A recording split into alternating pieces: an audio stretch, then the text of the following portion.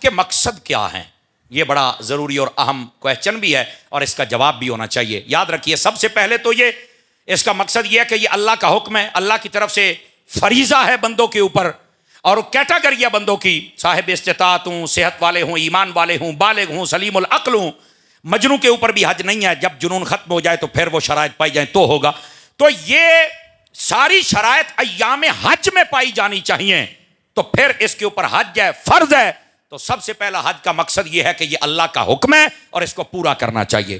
حج کا دوسرا مقصد کہ یہ وہ عبادت ہے جو محض اللہ کی رضا کے لیے کرنی ہے, اس میں کسی اور کا دکھلاوا شامل نہیں ہونا چاہیے. تو دوسرا حج کا مقصد ہے اخلاص, اس میں ریاکاری نہیں ہونی چاہیے. تیسرا حج کا مقصد کیا ہے؟ اللہ کی وحدانیت کا اظہار. توجہ ہے نا؟ اور کیسے؟ جب بھی آپ نے احرام باندھا ہے تو لبیک کی صدائیں بلند ہو رہی ہیں, اور کیا نظارہ ہوتا ہے, یار اللہ تو انو لے کے جاوے حج تے, ہائے ہائے ہائے ہائے کیا نظارہ ہوتا ہے. بندے کے جگر کی تہوں تک ٹھنڈ پہنچتی ہے جب لبیک اللہم لبیک کی صدائیں سارے بلند کر رہے ہوتے ہیں. دیوانہ وار لوگ چل رہے ہوتے ہیں, کسی کو دوسرے کی کوئی فکر نہیں ہوتی. وہاں پر کوئی بہت بڑا کمینہ ہوگا جس کے اوپر کسی کو تکلیف دینے کی یا گالی دینے کی یا دھکا دینے کی یا چوری اور ڈاکہ یا بدکاری کرنے کی خواہش جس پر غالب ہو, ورنہ جو اللہ کی رحمت میں آ جائے اس کے اوپر صرف اللہ کی رحمت پر نگاہ رکھنا ہی غالب رہتا ہے. اسے پتہ ہی نہیں ہوتا میرے دائیں بائیں کیا ہو رہا ہے. اور ایسی کیفیت میں جب بندہ آ جائے تو سمجھ لو اللہ کی رحمت نے اسے اپنے حصار میں لے لیا ہوا ہے. اور اس انداز سے ڈوب کر وہاں پر اللہ کے گھر کا طواف کرنا چاہیے اور مناسک حج ادا کرنے چاہیے. اور یہ لبیک فرمایا جب بندہ کہتا ہے, ایک منٹ, جب بندہ لبیک کہتا ہے تو فرمایا دائیں والے درخت, بائیں والے درخت, دائیں والے پتھر, بائیں والے پتھر, آگے اور پیچھے والے, یہ بھی سارے لبیک کہتے ہیں اور گواہ ہو جاتے ہیں. قیامت والے دن اس حاجی کے حق میں گواہی بھی دیں گے, اور جب گواہی آ جائے گی تو اللہ اس کی بخشش فرما کے جنت بھی عطا فرما دے گا. یہ ہے تیسرا مقصد حج کا کہ اللہ کی وحدانیت کا اظہار کیا جائے. چوتھا مقصد حج کا کیا ہے؟ اجتماعیت. اسلام میں نا اکٹھے ہونے کی بڑی اہمیت ہے. آپ دیکھیں نبی پاک علیہ السلام نے فرمایا جب میری امت کے 40 بندے اکٹھے ہو جائیں تو جو دعا کرتے ہیں اللہ قبول فرما لیتا ہے. سمجھ آئی؟ یہ 40 کا عدد عدد مکمل, عدد تمام ہے, عدد شان ہے. تو یہ جو اکٹھ ہے حضور کی امت کا, اس میں برکت ہوتی ہے. اور جب مسلمان اکٹھے ہو جائیں تو کافر ڈر جاتا ہے. آپ دیکھیں ہمیں ہر روز 5 مرتبہ اکٹھے ہونے کا حکم دیا. کہاں؟ اپنی مسجد میں. اگر آپ محلے سطح پہ دیکھیں تو 8ویں دن ہمیں اکٹھا ہونے کا حکم دیا. کیسے؟ جمعے کے اندر. اگر شہر سطح پہ دیکھیں تو ہمیں 2 مرتبہ اکٹھے ہونے کا حکم دیا. کہاں؟ کب؟ عید کے موقع پر. اور اگر انٹرنیشنل سطح پہ دیکھا جائے تو ہمیں 1 مرتبہ اکٹھے ہونے کا حکم دیا گیا. کب؟ حج کے موقع پر. تو یہ اجتماعیت کا اظہار ہونا چاہیے کہ دیکھو ہم مسلمان اکٹھے بھی ہیں اور ہماری شان و شوکت بھی دیکھو. اور یہاں سے یہ بھی ثابت ہوتا ہے اتفاق میں برکت ہے. یہ صرف دیواروں پر لکھا جانے والا جملہ نہیں ہے. توجہ نہیں فرما رہے آپ حضرات؟ تو یہ ہمارا اتفاق ہونا چاہیے. اب یہ ایک بات ہے. اب دوسری بات بھی توجہ طلب ہے.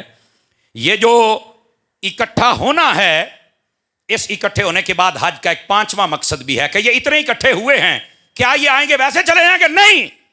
اسی لیے تو میرے نبی نے خطبہ ارشاد فرمایا تھا ایک با مقصد عالمی پیغام بھی ہونا چاہیے, جیسے میرے نبی کریم علیہ السلام نے عالمی پیغام عطا فرمایا تھا. آقا کریم علیہ السلام کا جو پیغام تھا, فرمایا لوگو اللہ کے ساتھ کسی کو شریک نہ ٹھہرانا, مجھے اللہ کا آخری رسول ماننا, اور فرمایا تقوی اختیار کرنا, عدل و انصاف سے کام لینا, عورتوں پر ظلم نہ کرنا, غلاموں پر ظلم نہ کرنا, قرآن اور اہل بیت میں چھوڑ کے جا رہا ہوں ان کو تھام کے رکھنا. یہ میرے نبی کی تعلیمات ہے. کتنا عالمی پیغام دیا آپ نے. توجہ ہے نا؟ اور یہ جو حج ہوتا ہے نا, حج, اس میں پوری دنیا کے حکمران, تاجر, امیر, غریب, پڑھے لکھے, ان پڑھ سارے جمع ہوتے ہیں. وہاں پر ایک عالمی پیغام ہونا چاہیے. یہ نہیں ہے کہ کوئی حکومت کی طرف سے 2-4 کاغذ کے ٹکڑے تمہیں لکھ کے دے دیے گئے کہ مولوی صاحب وہ پڑھ کے سنا چھڑے, نہ اگلی بات نہ پچھلی بات. مولوی صاحب ہم کسی کاغذ کے ٹکڑے کے پابند نہیں ہیں, ہم تو یا قرآن کے پابند ہے یا محمد مصطفیٰ کے فرمان کے پابند ہے. وہاں پر آنے والوں کے لیے عالمی پیغام ہونا چاہیے. کاش کہ حج میں یہ پیغام ہو کہ غزہ کے اندر ظلم ہو رہا ہے، فلسطین کے ساتھ ظلم ہو رہا ہے، مسلمانوں تمہیں کرنا کیا چاہیے؟ وہاں پر جتنے حکمران جماعت ان کو جھنجھوڑنا چاہیے کہ پروٹوکول میں صرف حج نہیں کرنا، تم نے مر کے قبروں میں جواب بھی دینا ہے، اس واسطے اپنی رعایا پر بھی شفقت کرو اور مسلمان اکٹھے ہو کر پورے کفر کی آنکھوں میں آنکھیں ڈال کے بات کرو۔ ان حکمرانوں کی تربیت، یہ تو پروٹوکول دے چکراں چندنے ہوتے بھی، سمجھ آ رہی میری بات کی؟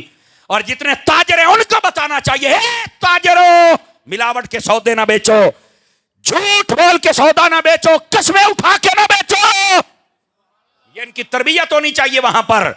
اور ان کو یہ بتانا چاہیے تاجروں سود کے کام نہ کرو، تاجروں حرام کی کمائی کو حلال کی کمائی میں ملا کے مت کھاؤ۔ وہاں جتنے لوگ آئے ان کی تربیت ہونی چاہیے، ایک دوسرے کے حقوق کا دھیان رکھو، ایک دوسرے پر تہمت نہ لگاؤ، لڑائی نہ کرو، جھگڑا نہ کرو، فتنے نہ کرو، فساد نہ کرو۔ صحابہ کرام اہل بیت اور ہمارے دین کی جتنی معتبر شخصیات ہیں ان کا ادب کرو، یہ تو ہوا نا پیغام۔ توجہ ہے کہ کوئی نہیں ہے؟ عالمی پیغام۔ اور کفر کو بتانا چاہیے کہ تم بار بار قرآن کو جلاتے ہو، ابھی بھی پتہ چلا کہ کافروں کے کسی ملک کے اندر پھر یہ ناپاک حرکت ہوئی ہے، ان کو بتانا چاہیے اگر تم اپنے قرآن کو ہاتھ لگایا اس انداز سے تو ہم تمہارے ہاتھ ہی کاٹ کے رکھ دیں گے۔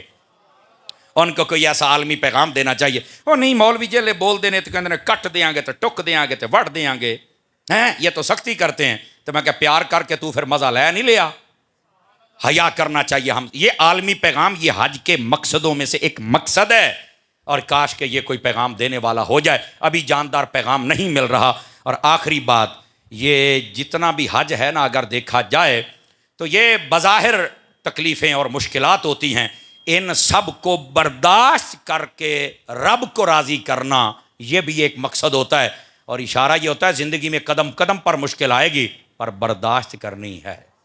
اللہ ہمیں عمل کی توفیق عطا فرما دے۔